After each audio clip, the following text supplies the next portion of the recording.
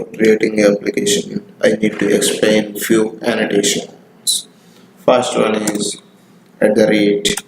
@component, and the second one is @controller. Third one is @REST controller. Fourth one is @service. Fifth one is @repository. These 5 annotations are look like same. This will be created being for the component class. These 5 annotations we will call as stereotype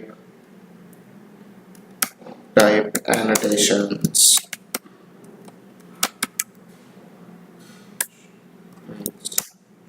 For normal Pojo classes, we will use @component. Pojo classes.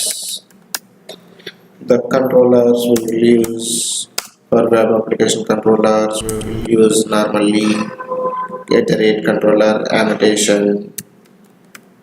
If our controller is want to act as a REST controller, if our controller is a RESTful services, we are using REST controller annotation for RESTful services.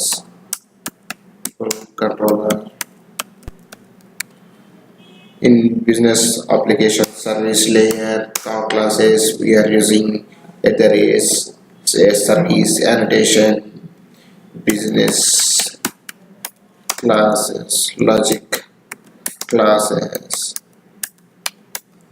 What are all the classes will connect to a repository or database? Those classes we will call as DO layer or DO classes. Those classes will come under a repository. For those classes we will use @repository annotation, database, logic classes, and @auto wired. Our classes managing dependency injection is managing by IOC container.